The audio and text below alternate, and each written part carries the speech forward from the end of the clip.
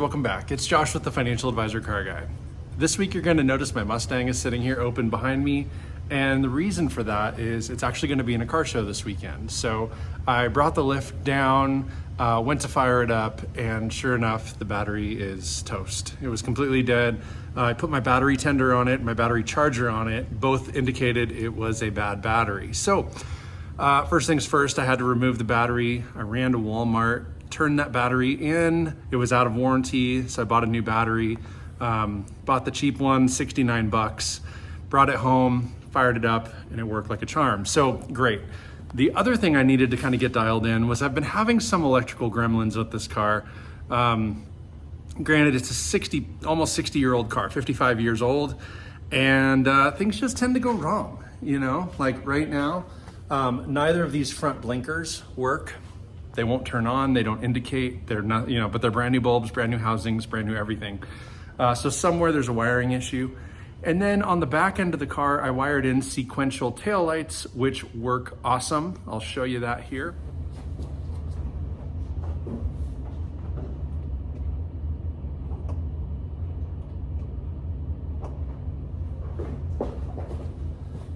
So those are one of my favorite parts of the car. I just absolutely love those sequential taillights. They really take you back to the 60s. There's just something super cool about them. All new cars should have them. I think all cars, period. I think they're so cool looking.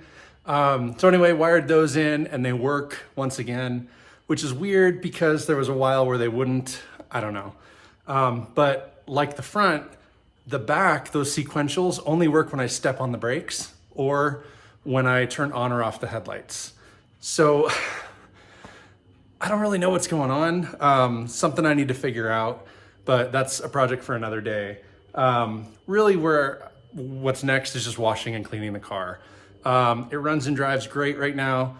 It does have a little bit of a pull when I steer when I'm driving, and that's because the tie rods are old and worn out. So I have a new stabilizer bar and new tie rods and all new bushings. So probably after this weekend sometime, I'll rip all that old stuff out, put in all the new stuff, and it should track really nice. I did just get an alignment, and the alignment guys were like, yeah, dude, you need to adjust all this stuff because it's all old. It's going to hold fine, but you're always going to be like swaying all over the road. So that's one of those things I've got to update and fix. But, you know, I just kind of wanted to give you guys a quick update again. The car is running and driving, shifting beautifully. It's in good shape right now. I'm really pleased with it.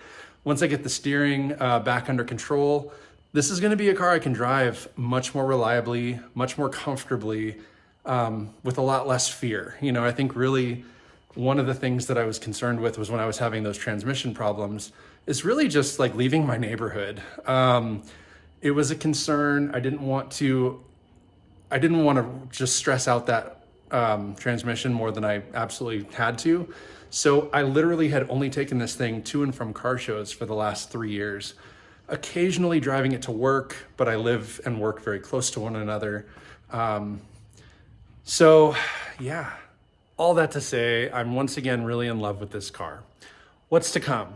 Okay, so as soon as the season winds down, I do want to fix all the steering suspension or the steering components, but really what's going to end up happening is as soon as that's done, this winter, the car is going to go back over to my body guy, Jeff's house, where he has my fiberglass roof. He'll go ahead and finish fitting it to the car. He'll go ahead and paint it, get all the glass, get all the trim installed. And then when I get the car back, it'll actually look like a convertible until I remove that top. So, or I'm sorry, a fastback until I remove that top to get it back to looking like a convertible. So I'm very anxious and very excited. Honestly, thinking back to my childhood, my dream car was always a 67 or 68 fastback. And when I could finally afford to have one of these cars, at the time, fastbacks were starting to be out of reach. So I did buy a convertible because it was the next best thing.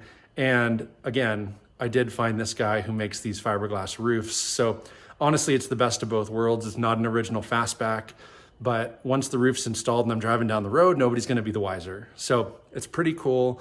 Makes me feel good to know that, again, I've got the best of both worlds. I've got a hard top fastback roof to make the car look like that, or I could take the top off and I've got a convertible, which hopefully, I can enjoy the rest of the summer and get it out on the road. So with that, that's all I got for you. What do you guys think of this car? You know, what would you like to see me do differently? I'm about done with it, other than tracking down these little gremlins that keep popping up. But I mean, is there something you guys think I ought to do to this car that hasn't been done yet? Let me know. Comment down below, like, subscribe, ring that notification bell. But most importantly, remember, may every investment you make be a good one. Till next time.